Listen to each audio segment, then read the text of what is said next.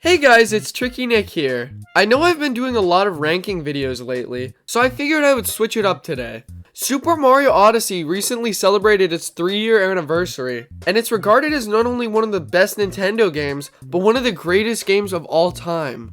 While Luigi's Mansion 3 has not received as much positivity, that may be just because he's living in his brother's shadow. So, in today's video, we're gonna have these two titans of the gaming industry against each other in a battle to the death. Well, not really, but you know what I mean.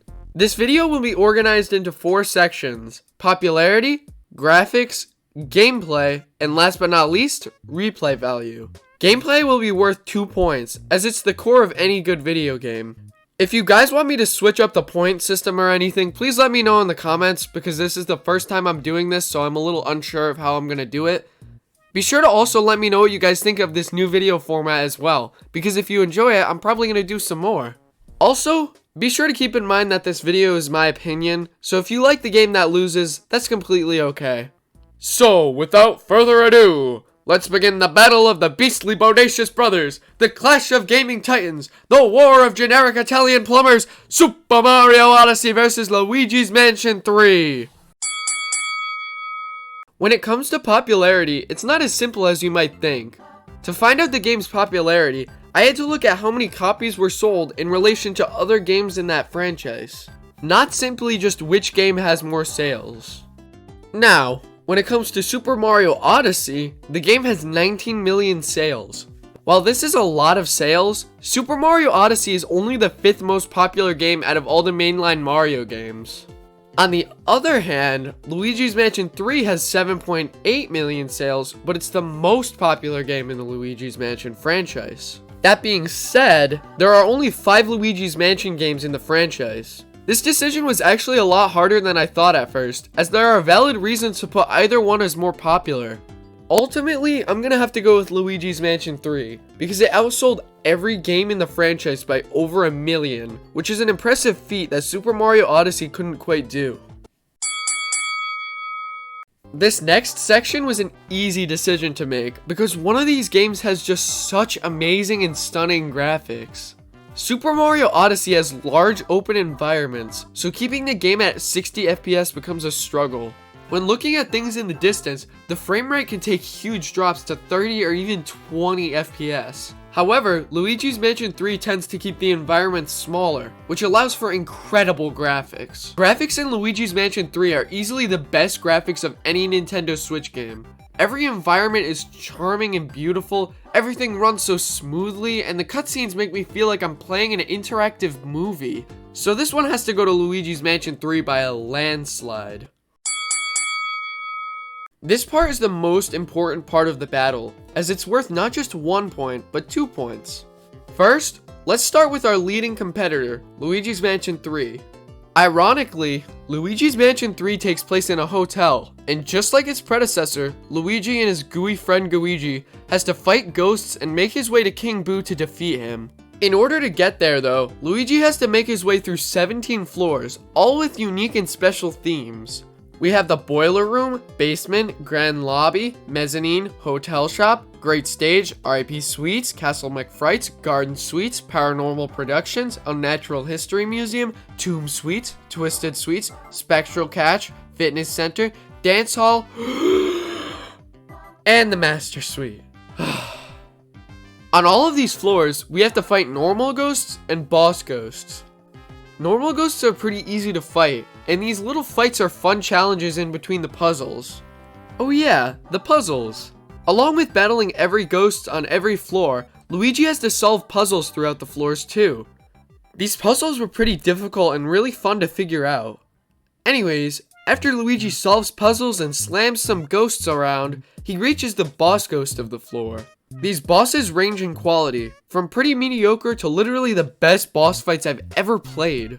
But on top of all this, we also have some extra game modes like Scarescraper and Scream Park. As you saw in my live stream, these game modes are loads of fun to play.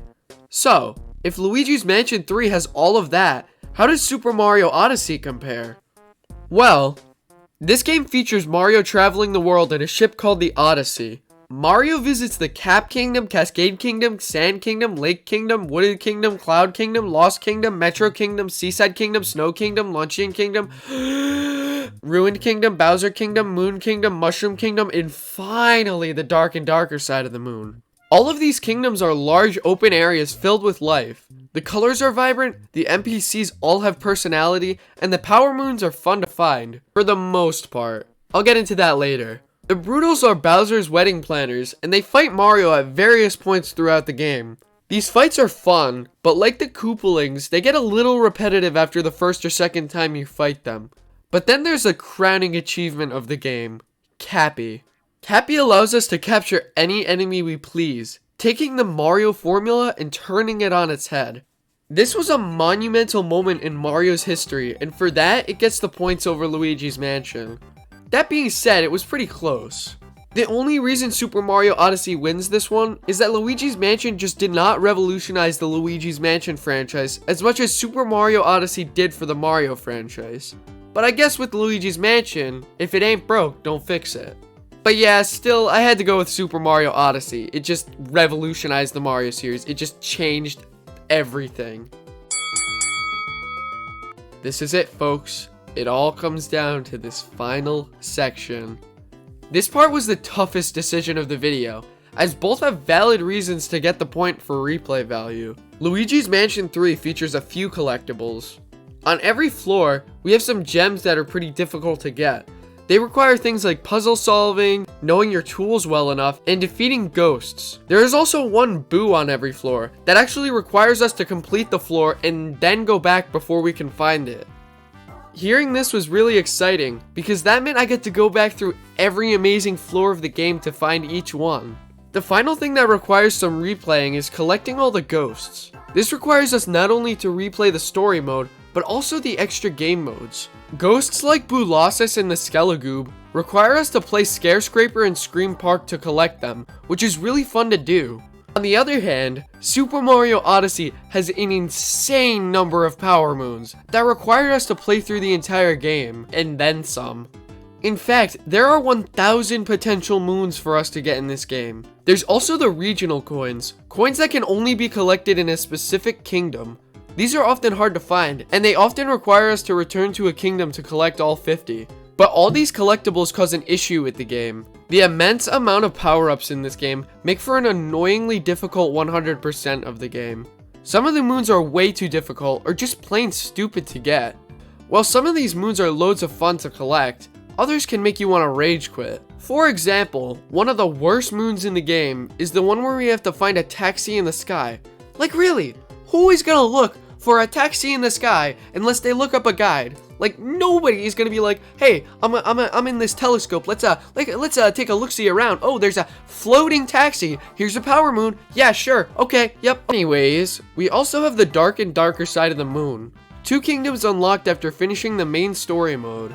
These kingdoms include us refighting every Broodal and then an extremely difficult platformer to end it off. So, which game wins out here? Well, it comes down to whether I want quantity over quality or quality over quantity. Luigi's Mansion 3 may not have many collectibles, but they're really well hidden and super fun to collect. Super Mario Odyssey has many collectibles, but there are many that aren't enjoyable to get. So, after careful thinking, I declare the winner to be Luigi's Mansion 3.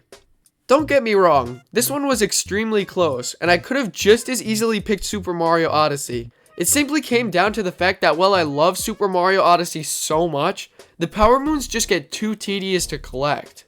So that means Luigi's Mansion 3 takes this one home with a final score of 3-2. Anyways, I hope I didn't trigger you guys too much with this video. Please remember that it's just my opinion.